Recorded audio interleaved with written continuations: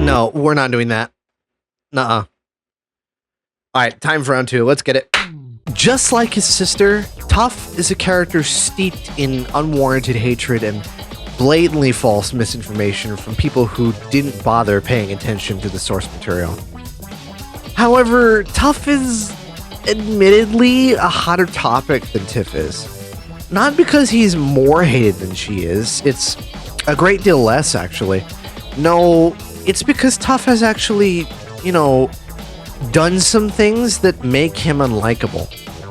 He's by no means a perfect character, just like his sister, but his imperfections get a lot more emphasis and oomph in the show, which lead to the fandom developing some choice words about him. However, I believe that Tuff is a perfect example of how making a character unlikable helps them develop and grow. And knowing how the internet has a considerable fondness for characters that act in similar ways to him, I find myself questioning what it is about him that makes people exclude him from that in-group. What does he do that makes people hate him so much? He's really not as bad as some people make him out to be. And more importantly, just like last time, other factors at play are most definitely influencing people's opinion of him. Hence why I feel confident calling Tuff the most underrated character in Kirby Right Back At Ya. Let's get into it.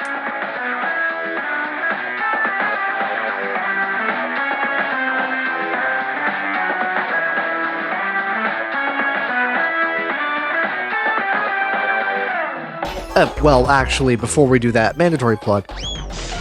Go watch my video on Tiff if you haven't already. Otherwise, you're going to be real confused. Link is in the description, end card, eye icon at the top, yada yada yada. You get the gist. Anyway.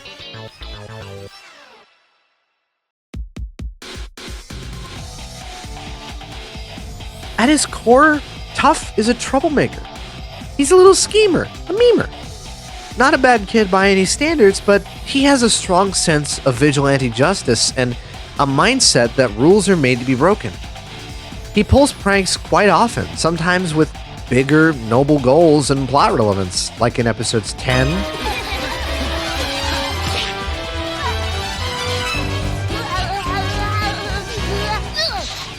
It'll take days to clean up this mess. 12,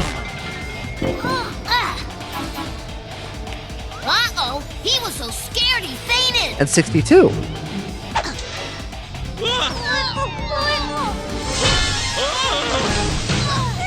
It's this rebellious attitude of his that makes him who he is, for better and for worse. Hi, little kingy. Hands off the hood ornament. Huh? I just polished that thing, you little pest. Hands off, you brat. Skedaddle. On top of that, he's also the primary comedic relief. Look, I know it's hard, but take your eyes and ears off of Dedede and Escargoon for a moment, and you'll see that Tuff is the one being a wisecracking, sarcastic jokester for half the runtime. His dialogue is full of one-liners, from cheesy and cringy to topical and clever. Dedede and Escargoon are heroes. This sure isn't a reality show. Wow, that dream pillow sounds like a real knockout. Wow, Mom and Dad used to be young? But Mom, who needs to know subtraction? You do, when I subtract your allowance. Daddy! Stiff upper lip, son. He's also part of a long-running gag in the show, his repeated kicking of Kirby. Watch this one. Oops, I'm sorry. Yes, and our folks always complain about us being slobs.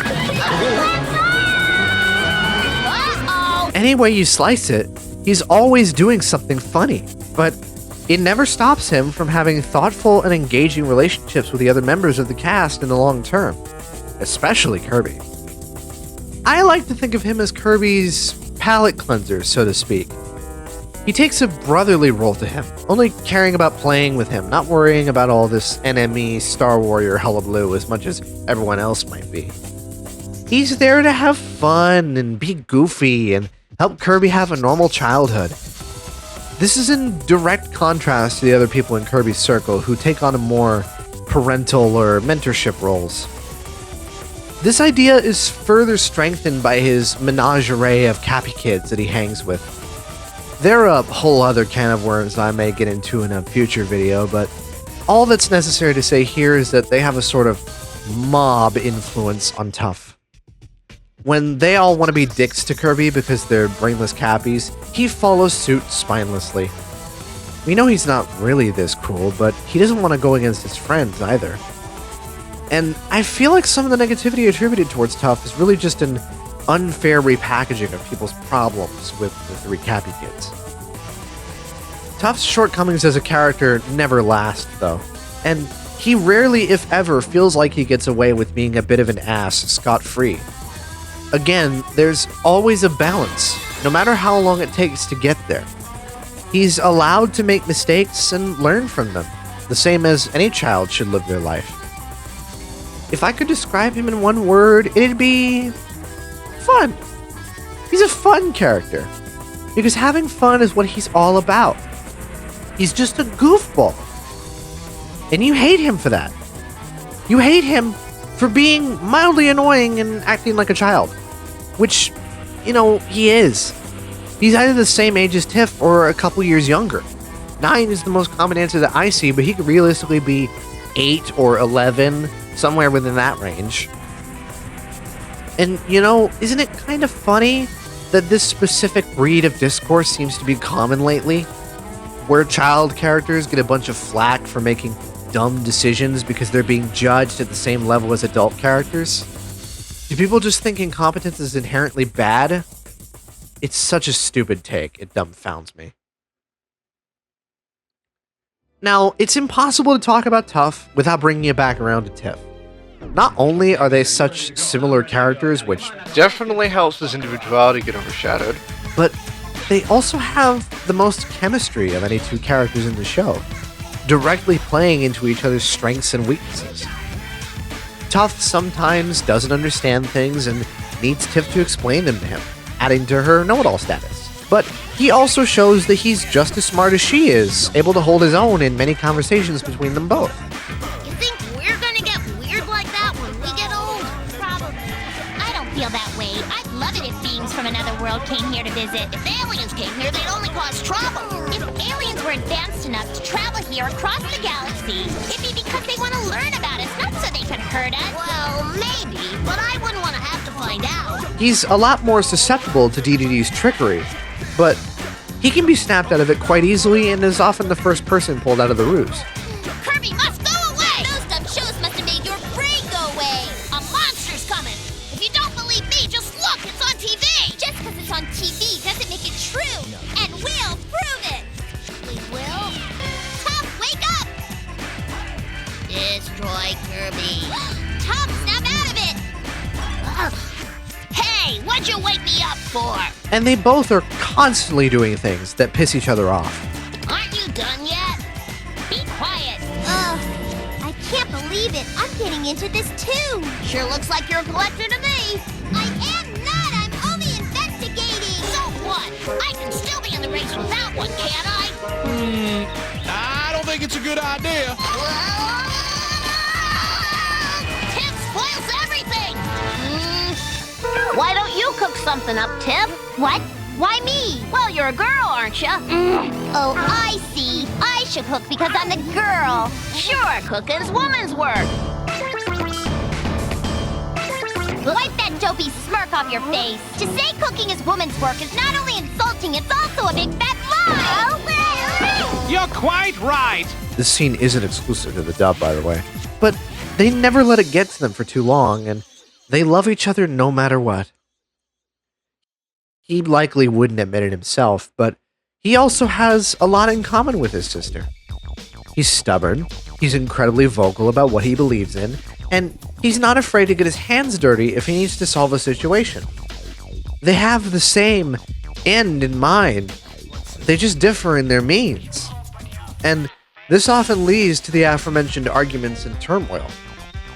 In other words, they're written incredibly realistically, as if the both of them having oodles and boodles of neurodivergent coding baked into their core wasn't enough. But there isn't much more I could say about Tuff that I haven't said about Tiff in the last video. He has the same hyperfixation habits and temper issues that she does, and he may also have trouble with eye contact or facial expressions, but that's nothing but speculation. Since his hair obscures his eyes, we can't know for sure. Ooh, or maybe it's because of his trouble with facial expressions that he intentionally covers his eyes with his hair. Huh? That's some food for thought. However, none of these are his big issue. The big issue with Tuff is how underutilized he is. He has these wonderful, shining moments early on, but ultimately it feels like he's relegated to just being Tiff's +1 by the end. And come to think of it, this dynamic is shared by a lot of younger sibling characters. He had an identity, but it just kind of fizzled out. They both start with flaws that slowly dampen over time, but Tuff doesn't experience the same smooth character change. He's far more static and simple than his dynamic sister. And you know what that is? That's a damn shame. Another unfortunate circumstance that plagues right back at you. Or at least, that's what it would seem like to the uninformed. Tuff has much more involvement in the series than most people seem to give him credit for. Plenty of episodes have him to thank for even getting started in the first place, and plenty more have him actively advancing the plot.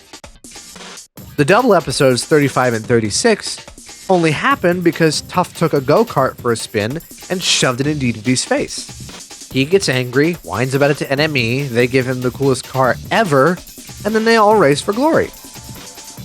The central conflict surrounding episode 44 stems from Tuff's misunderstanding of Wispy's worry for Acor. Reasonable misunderstanding, by the way. Are you telling me you wouldn't come to the same conclusion he did? Episode 80 hinges on Tuff right at the end, and his sudden remembrance of where all the pumped up D went. Episode 81 only happened because Tuff kicked Kirby again, and then finds out that everyone in Cappytown is a massive hoarder. He even points out everyone's hypocrisy when they start judging the Bookums for their televised disaster home. Episode 84 is only solved because Tuff engaged in a little petty B&E to figure out why Curio was so off as a rocker. Episode 85, it's Tuff's insistence about playing outside that shows everyone just how bad the ozone layer is being affected by DDD's new monster. And need I remind you, it's Tuff's slip of the tongue that kicks off the 5-part movie at the very end, which he then becomes a big part of.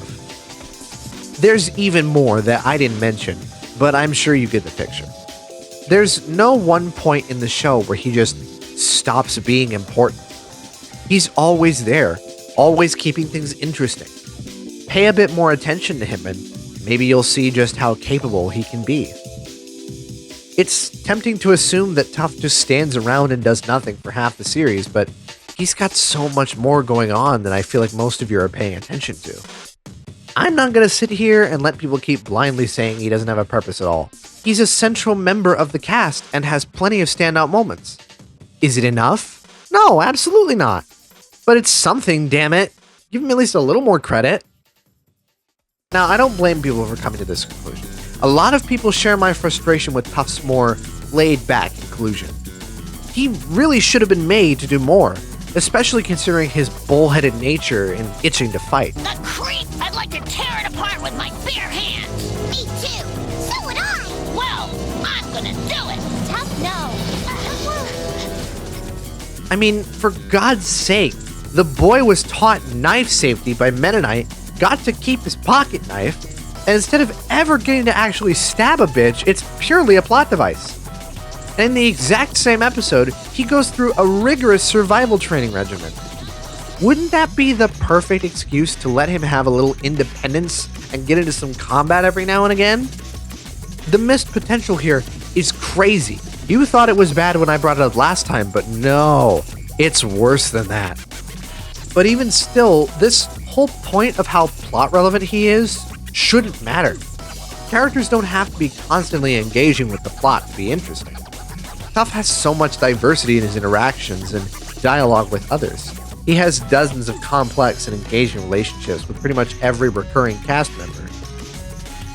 And this all comes to a head when we take a look at the biggest character Tuff is associated with other than his sister, King Dedede. If the police don't serve and protect me, then I'm gonna get rid of. Let me take you on a brief trip through episode 32, or episode 95 if you're following along with the 4Kids continuity. Why are you doing that? A dental dilemma.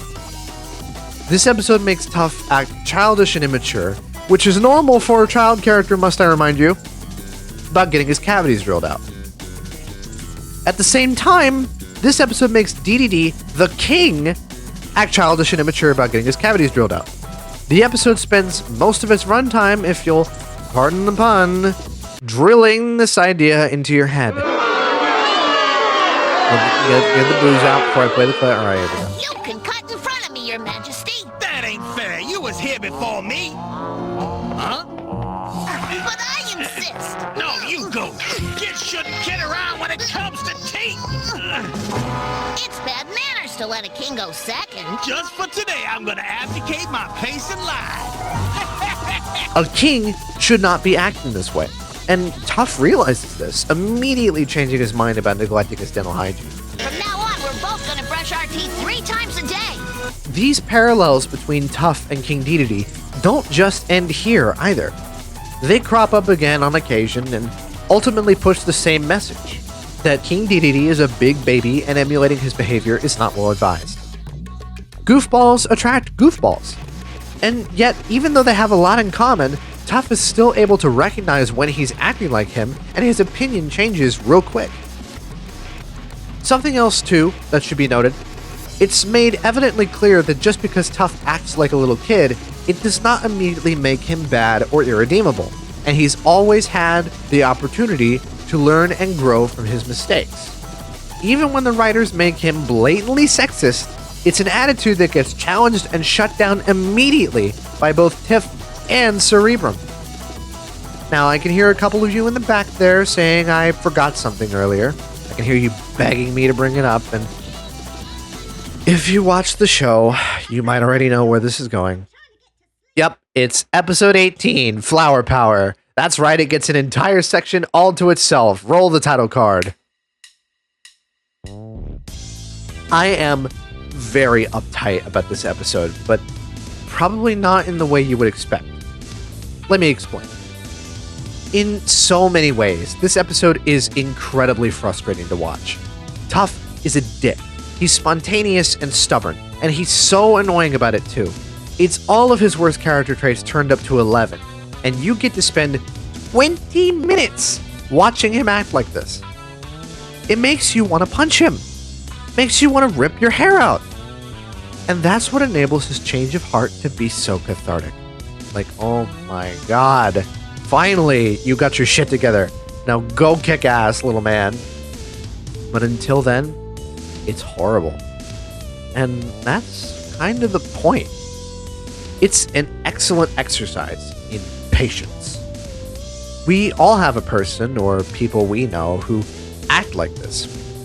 Juvenile, impulsive, stubborn, and suffering from some serious pretzel logic. Patience is the key. Yes, you can get angry at them. Tiff shows us that it's okay to be fed up with these behaviors, but Mennonite teaches her to let it be. A practice that's rewarded by the end. It is better for Tuff to believe in himself right now. He may not be too smart, but his heart is in the right place. When I was rewatching this episode, Mennonite's words spoke out to me a lot more clearly. He believes in Tuff, and he wants him to prove himself, and in the end, he does exactly that. He knows what that flower can do, and yet he risks his life to save Mennonite and wake up Kirby. That's noble. That's heroic. That's powerful. And I'm gonna be real. While I was gathering footage, I rewatched the ending scene, with Tuff's apology and everything. It nearly brought me to tears. You can hear the genuine joy in his voice now that Kirby's awake again. Kirby! Oh, I'm glad you're okay, buddy.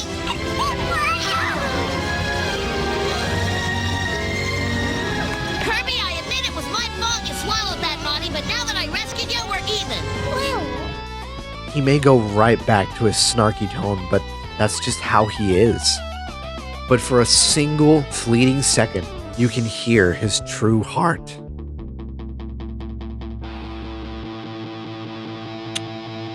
My only question is, why is this episode 18?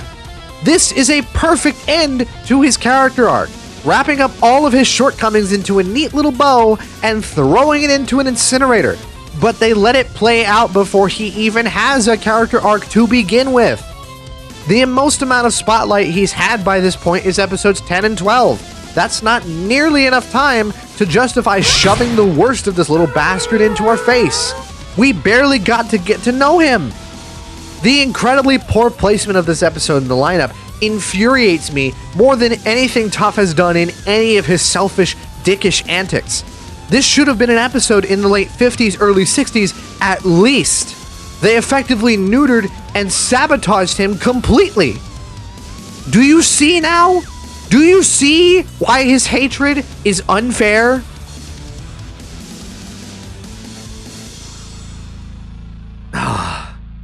I hope you love my incensed tirades, because I'm a passionate girl and they're never gonna stop. Anyway, I think I've said my piece here. I hope this in-depth look at Tuff's character has given you a little more appreciation for him. Like I said in the beginning, he's a derisive character, even more so than Tiff, but I'll still love him, and I hope you do too. It's always saddened me to see that Tuff is just kind of set off to the side in discussions. He honestly deserves better. Personally, he's like the second half of my brain, the right brain to Tiff's left brain. And I've always had a special place in my heart for the little rapscallion, even at his lowest lows. This goddamn iPad baby captures my heart. He is cracked at Fortnite. He has seen all 600 episodes of Skibbity Toilet twice and can insult your mom 6 million ways from Sunday. He's also a little fucking bitch, and I love him. But that does not absolve him of criticism, and realistically, they did my boy dirty. I have my issues with him, but people are blowing him way out of proportion. Now, one last couple of footnotes before credits roll. Firstly, I want to apologize for my dogpiling of Sakurai in the last video. I will admit that was the salty Smash player within me, and I should never have stooped to that level, even if the bits surrounding him were funny. He's had enough by this point. Let the guy breathe. Secondly, I didn't take the time to cite my sources, so to speak, in my video about Tiff regarding the origin of all her hate, so I'll do so now. It's all from Reddit. No, don't gasp. Hearing that probably isn't a shock to any of you.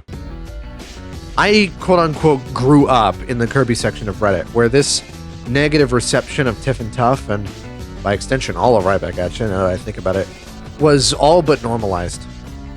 The only reason I didn't say where all this hate came from was because I thought it was the norm. I thought everyone thought this way. So yeah, that's where all this was coming from. And because I love them so much, it hurt me to see all that hate, which was a big reason why these videos had a very prominent personal element worked into them.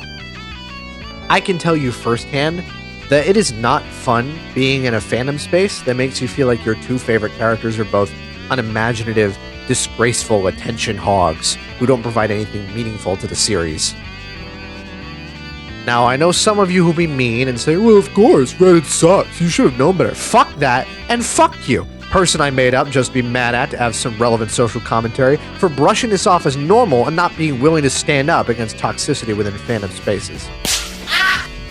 And who knows, maybe this isn't exclusive to Reddit, but seeing all the comments on the last video showering Tiff with love makes me think that I've just been stuck in a horrific vacuum chamber for my oh-so-precious late teen years.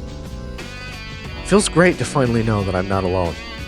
Thank you guys, it really means a lot to me. I hope you all give Tuff the same treatment, because he deserves it just as much as she does.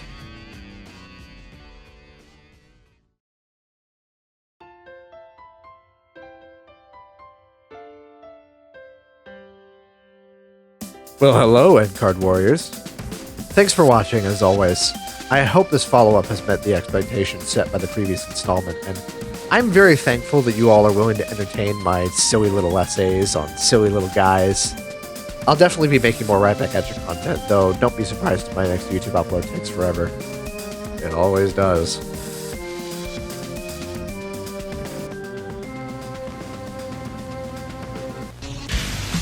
Happy Town. Nope, nuh-uh, we're doing this again. Just like last time, I'll be releasing the music I made for this video as a Bandcamp album and here on YouTube. Since I'm sure you guys know what to expect now, I'll take this time to talk a bit more in depth about my creative process when making these for those interested. Both albums were made as a sort of character playlist of sorts, capturing the aesthetic of Tiff and Tuff through their genres and aesthetics that I think they'd be subscribed to. Tiff's Ballpark is all about mellow, jazzy house music influenced by a bunch of Nintendo properties and based entirely around the Frutiger Arrow aesthetic. Tuff, on the other hand, loves funky hip-hop and jungle, has Sega, more specifically Hideki Naganuma, flowing through his veins, and is engrossed in the Y2K zeitgeist. I'll let you be the judge of whether or not it fits them, but at the end of the day, it's good music, so are you really about to complain? Didn't think so.